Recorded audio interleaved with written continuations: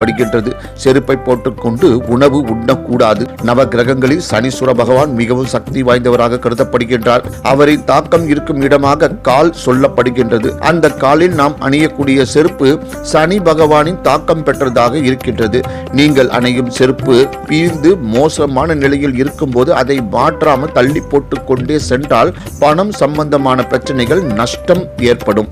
செருப்பை மற்றவர்களுக்கு தானமாக வழங்குவதன் மூலம் சனீஸ்வர பகவானின் அருள் ஆசையும் கிடைக்கும். ஒரு சிலர் தங்கள் தொழில் நலிவடையும் போது செருப்பை வாங்கி கோவிலில் விட்டு சென்று விடுவார்கள். அதை மற்றவர்கள் எடுத்து செல்லும் போது அது தானமாக கருதப்படுகின்றது. இவ்வாறு செய்யும் போது தொழிலில் முன்னேற்றம் ஏற்படும். கோவிலில் கழட்டிவிட்ட செருப்பு திருடு போய்விட்டால் சனீஸ்வர பகவானால் ஏற்படவிருக்கும் அனைத்து பிரச்சனையும் சரியாகும் என்ற நம்பிக்கை உண்டு. உங்களுடைய கெட்ட கர்மா பாவங்கள் போனதாக அர்த்தம்.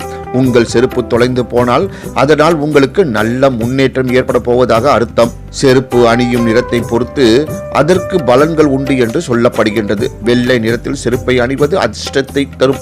கருப்பு மற்றும் அடர் நீல நிலத்தில் செருப்பு அணிந்தால் நம்மை சுற்றி உள்ள எதிர்மறை சக்திகளை அது இழுத்து கொள்ளும். சிவப்பு நிறம் மற்றும் மஞ்சள் நிற காலணிகள் முன்னேற்றம், காரிய சக்தி, வெற்றியை ஏற்படுத்தும். பச்சை மற்றும் காவி நிற காலணிகள் உற்சாகம் மற்றும் மகிழ்ச்சியை தரும் என்று கூறி இந்த சிறப்பான ஆன்மீக பதிவை நிறைவு செய்கிறேன். நன்றி, வணக்கம், வாழ்க வளமுடன்.